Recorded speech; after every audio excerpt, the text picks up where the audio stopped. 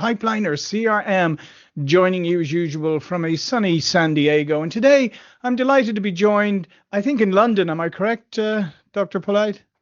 Yeah, That's by right, Dr. Thorsten Polleit, Honorary Professor of Economics at the University of Bayreuth in Bavaria, Germany, and President of the Ludwig von Mises Institute in Germany, and publisher of the fantastic Dr. Polleit's Boom Bust Report. And what we're going to talk today a little bit is just about the Austrian School of Economics. And tell me, whenever I talk to somebody about the Austrian school, the first thing I always ask Thorsten, is why is the Austrian School of Economics still relevant today? Because some people kind of think that it's a historical thing or it's an anachronistic thing. Just tell me why you believe it's still highly relevant today.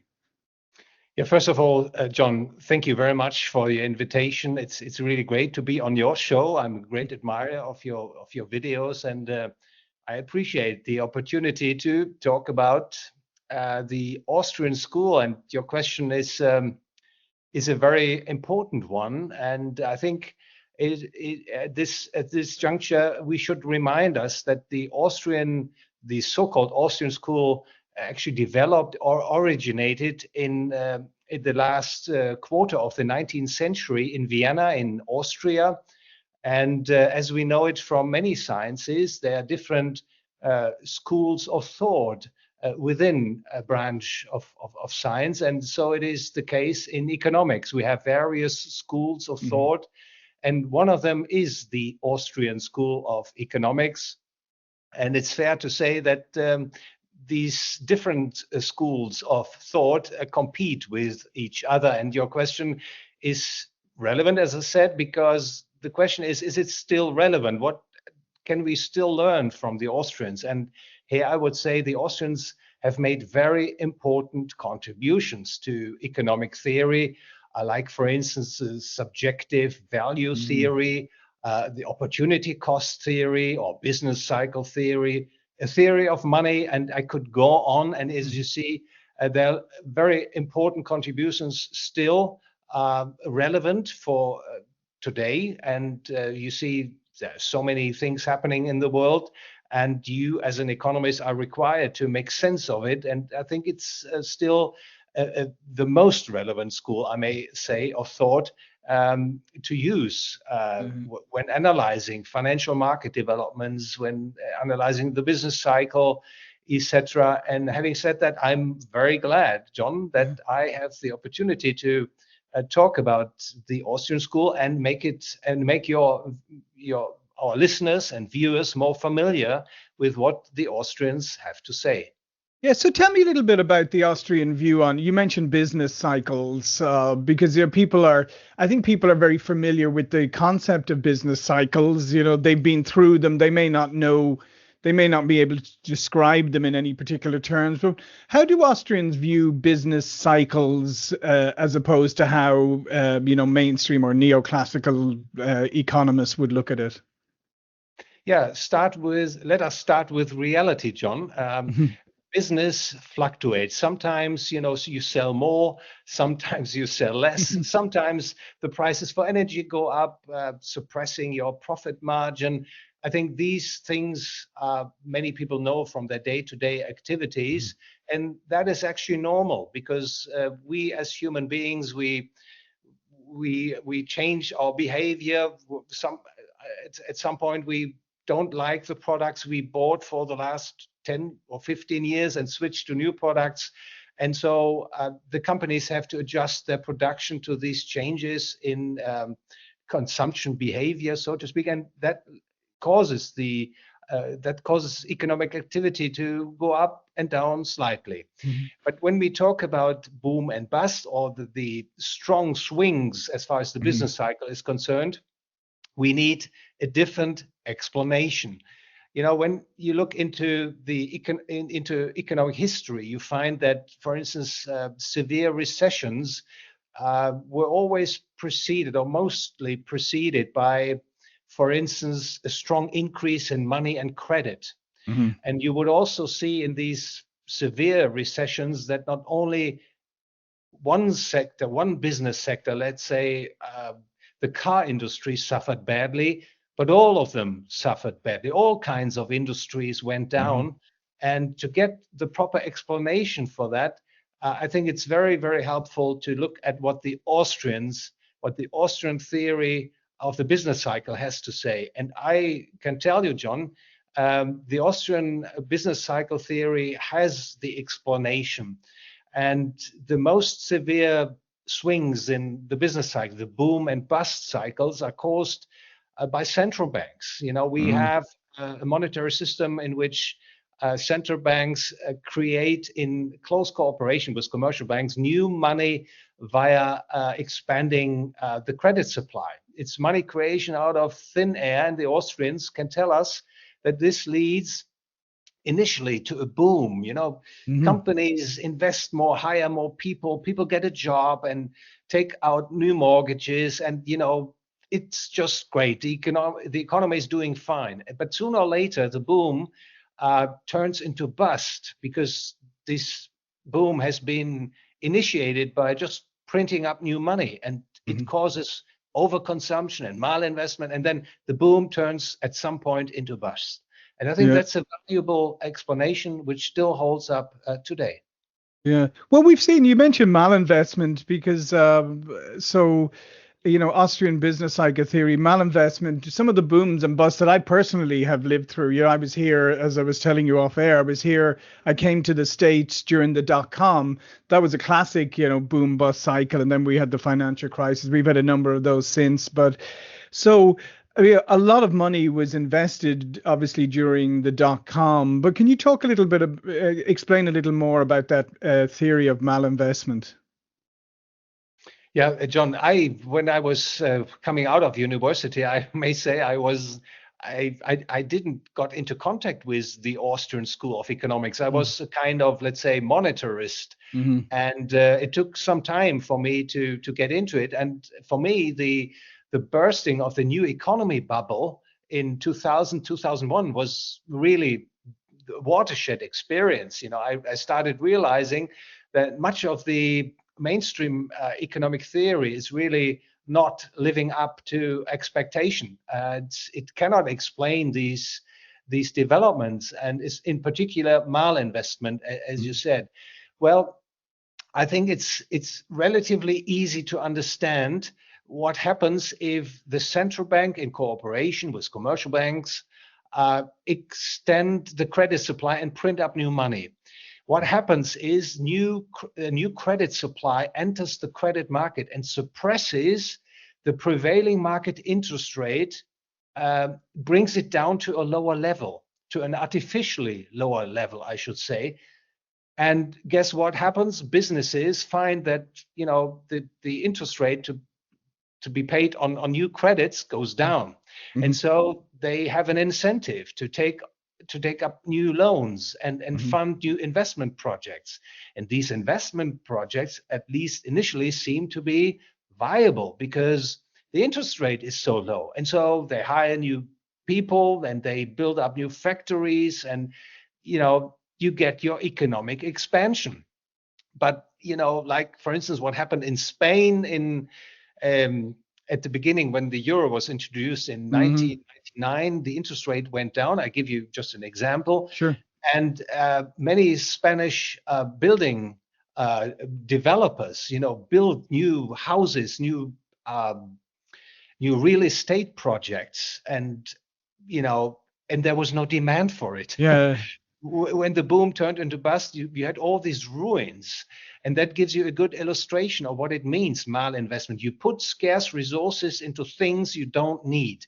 Initially, you don't realize that you're putting scarce resources to waste, but once the bust shows up, it becomes clear that you have made bad investment decisions. And again, in a so-called fiat money system, in today's monetary system, not only the building industry runs into trouble, but also the car industry, because everywhere malinvestment builds up.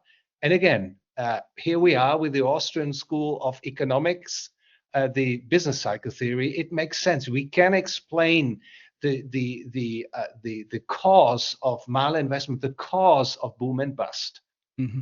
So given the distortions that central banking creates and and commercial banking creates, key to obviously the Austrians put a great emphasis on entrepreneurialism and as that is the real driver of real economic growth. How can entrepreneurs kind of navigate this situation we find ourselves in when there's so much distortion? Like how can you make a good bet, if you like? Yeah. Very interesting question again, John. Let me start by saying the Austrians focus basically on the individual, on the acting individual. That is, I think, the key aspect, the point of departure. We know we have to deal with human beings. Mm-hmm. An economy is not an abstract thing. It's not an aggregate. It's made up of you and me, of individual actors that have goals and preferences, and we choose means to achieve our goals, and there's scarcity, Mm-hmm. etc. And I think that is a very insightful starting point to make a sense of the economic system as a whole. And you're absolutely right. The entrepreneur plays a key role because the entrepreneur is the person that has an idea about what his fellow people might like to buy in the future. The entrepreneur is a very special and very important personality, so to speak, Yeah. because he sees something you and I don't see. And he is also willing to take a risk, let's say buying up material, renting a factory, and putting scarce resources, using scarce resources to produce something and hopefully selling it at a future point to people and making a profit. And that is actually what drives our economic system, that we have people with the courage and the freedom to innovate, to produce. And also the Austrians are of course very much in favor of the free market system, Mm-hmm. in favor of entrepreneurship, because at the end of the day, the entrepreneurs cater to the needs of their fellow people. Mm-hmm. And making a profit is actually a reward for doing great things. Because in a free market system, the entrepreneur makes a profit if and when his products are voluntarily bought by consumers. And Mm-hmm. consumers buy stuff if they like the stuff. If they don't like the stuff, they don't buy it, and the entrepreneur ends up with no profit or with a loss. And so, yes, the Austrians put great emphasis on the entrepreneur, on the dynamic market process. And again, I think the Austrians have a much better grip on what's going on in reality compared to many other schools of thoughts in economics.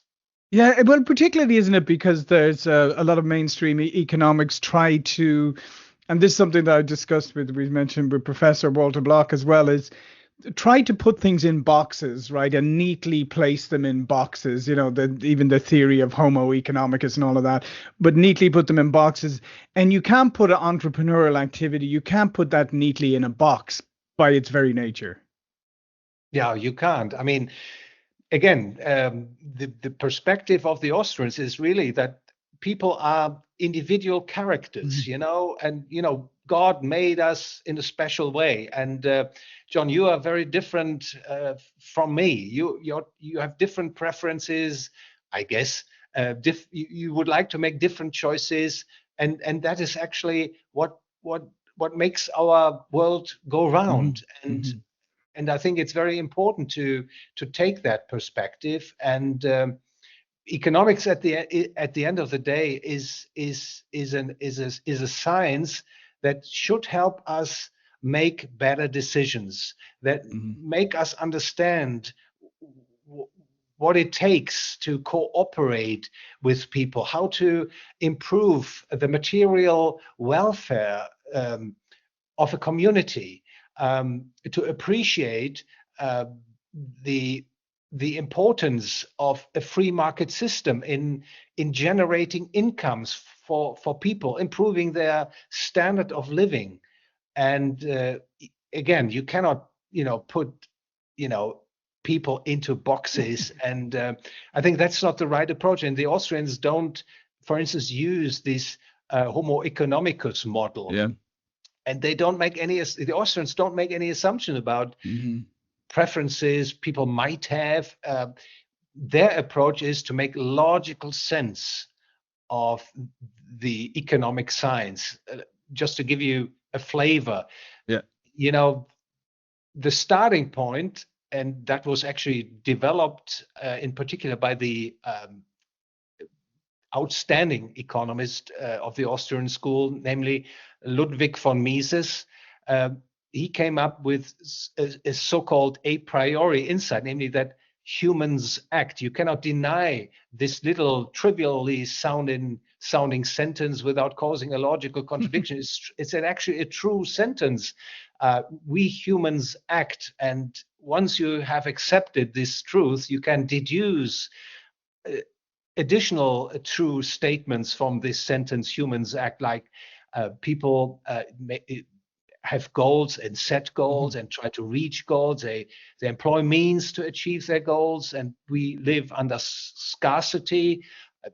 Action requires time as an input, and many other things can actually be deduced and can be put on a rigorous logical foundation. And I think that is a special attractiveness, and that appeals to many people. Whenever I talk about this issue with people, they immediately understand what's going on.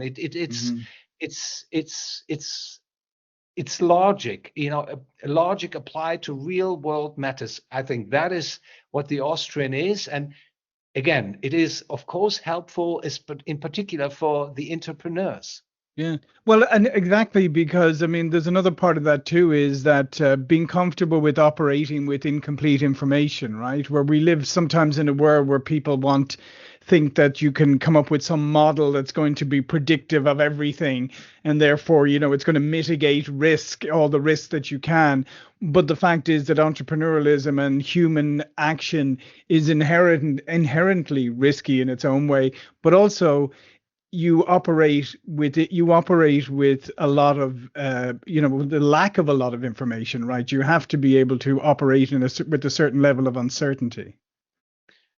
You're touching, John, again on a very important and relevant aspect, namely economics from the Austrian point of view is very different from natural sciences. In the natural sciences, you come up with hypotheses.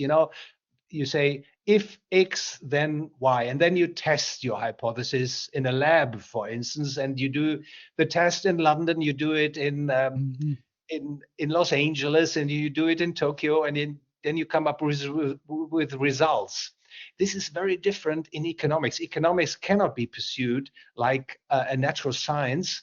And just to keep things short, there is no constant behavior.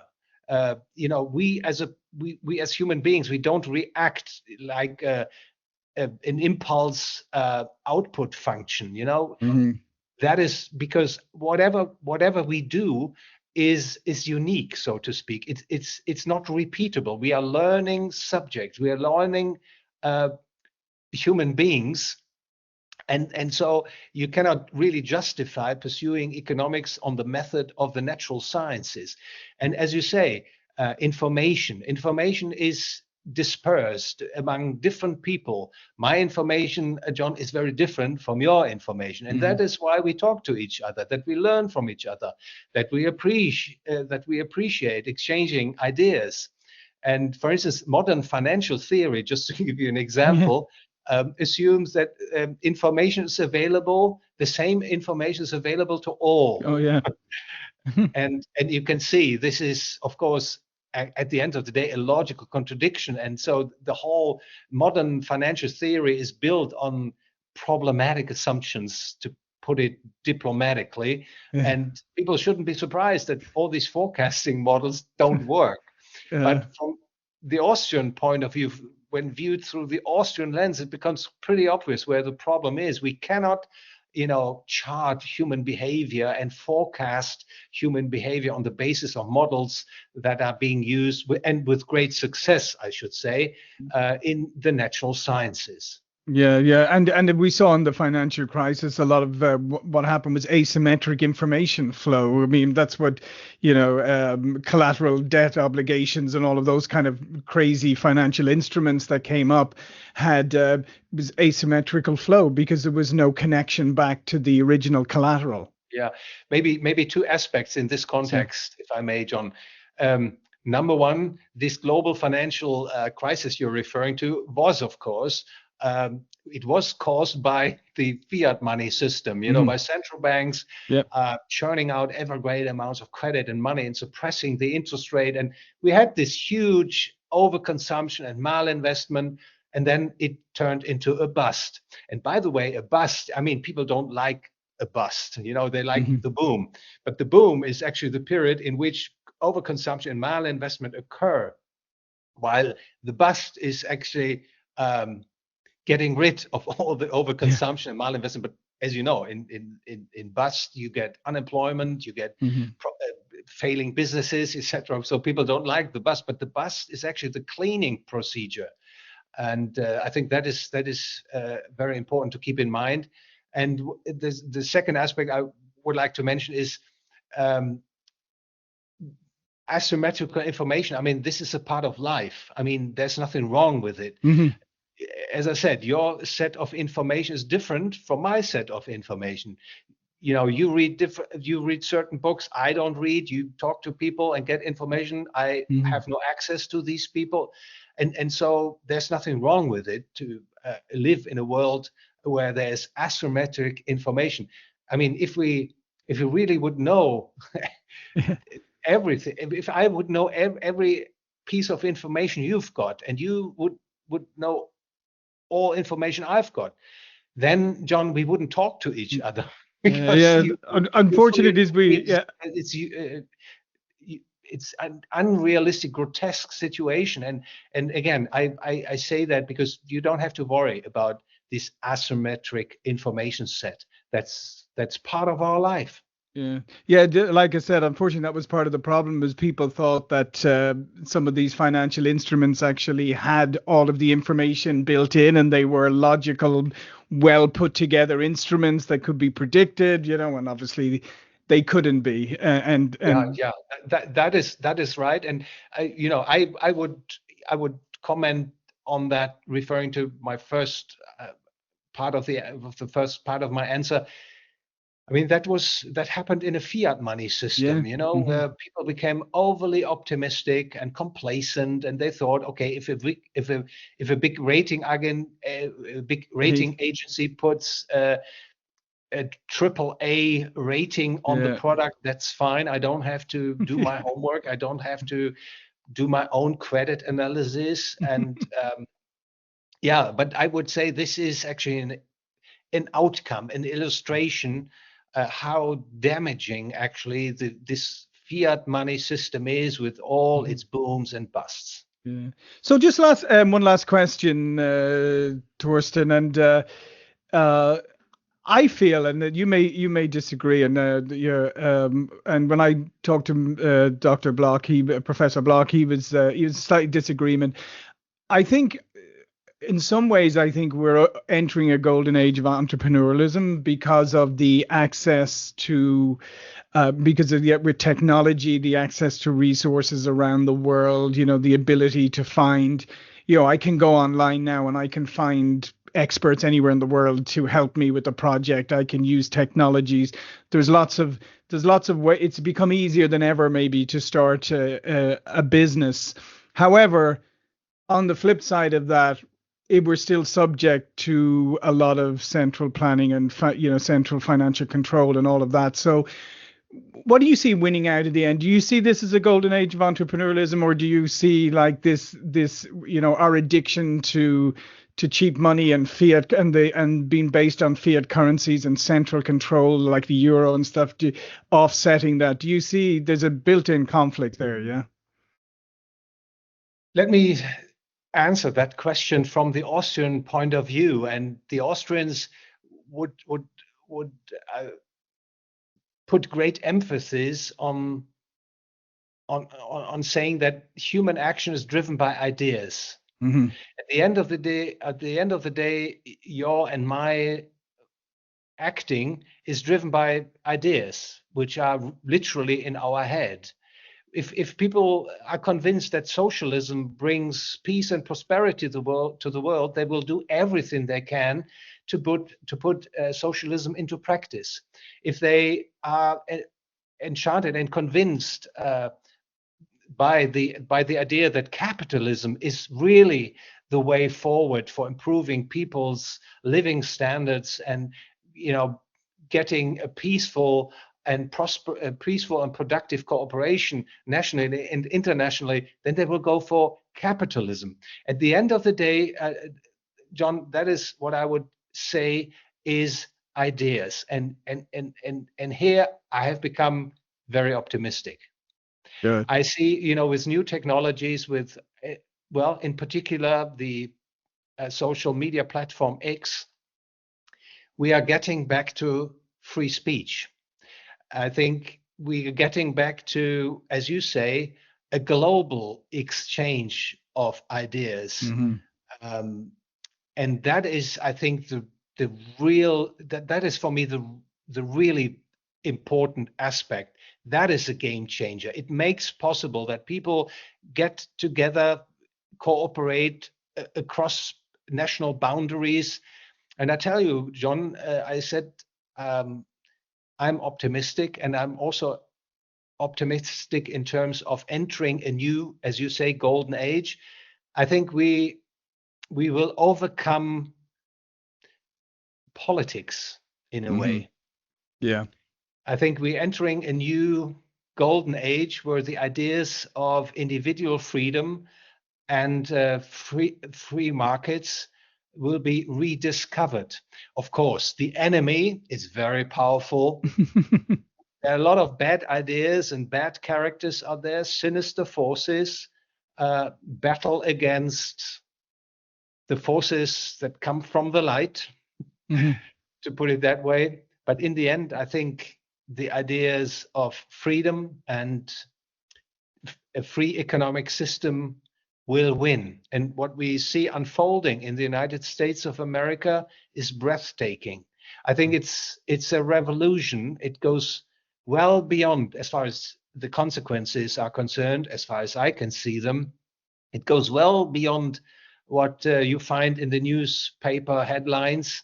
I think this is a truly and it's a true revolution unfolding, and hopefully it spills to many other parts of the world. And hopefully we have many people who watch our video and listen to our ideas and find them attractive, and this is the way forward, to in particular to spread the ideas, the economic theories coming from the Austrian School of Economics, going back to the last quarter of the 19th century, and having still this powerful Hmm. relevance. And so, yes, John, I've become much more optimistic, and let's keep our fingers crossed and fight for freedom. That's important. I think no one can stand at the sideline. We have to become active to do whatever we can to preserve and to defend our freedom and the freedom of our fellow people. And once this idea gains ground, there's nothing to stop the world from becoming a truly great place with greater prosperity and more Hmm. freedom. Yeah, absolutely. Well, listen, thanks again, Dr. Polleit. All of Thorsten's information is going to be below this video. But before we go, please do tell people a little bit more about what you do. Well, at the moment, as you said, I'm honorary professor for economics at the University of Bayreuth. That's the northern part of Germany. And I'm also a publisher of the Boom and Bust report. You mentioned that earlier, and Hmm. maybe the link is below the video. Yep. I think that's a very insightful and relevant publication.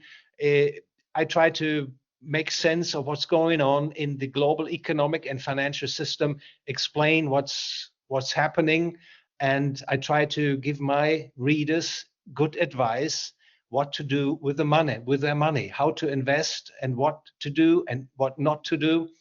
And I would love if people have an interest in the publication and visit my website, www.boombustreport.com.